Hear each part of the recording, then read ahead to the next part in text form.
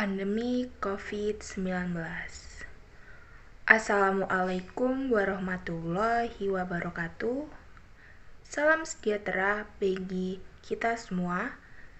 Kepada Ibu Kurniasih Fajarwati, selaku dosen mata kuliah Bahasa Indonesia, dan teman-teman tutor sekalian dimanapun kalian berada.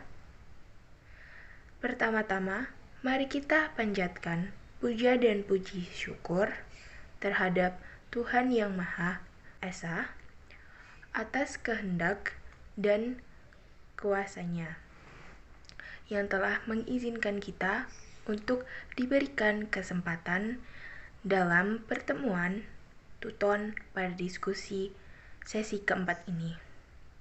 Seperti yang kita ketahui, Indonesia dalam kurun waktu 2 tahun lalu telah mengalami peristiwa wabah pandemi virus COVID-19.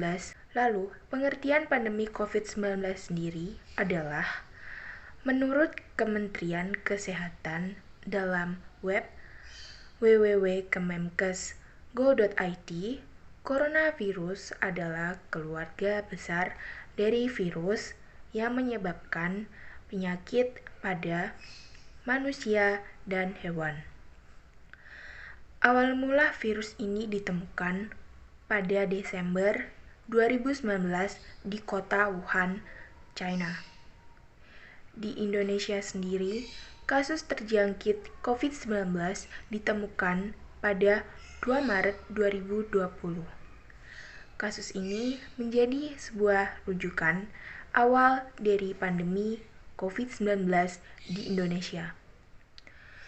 Semakin hari semakin melonjak tinggi dari masyarakat yang terjangkit COVID-19.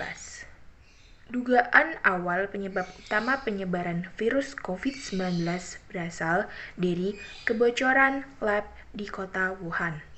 Namun, hal ini hanya merupakan berita hoaks yang tersebar semata. Fakta asli menurut BBC adalah virus ini ditemukan di pasar Wanan yang menjual boga, bahari, dan binatang liar. Fakta ini didukung oleh peneliti ahli virologi Profesor David Robertson dari University Glasgow.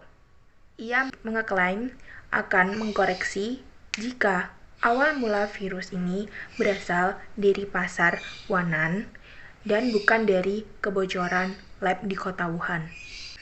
Lalu, tanggapan WHO atau World Health Organization sendiri telah berupaya dalam proses pengembangan vaksin anti-COVID-19 yang terdiri dari negara penyokong, lembaga penelitian, serta industri di bidang kesehatan.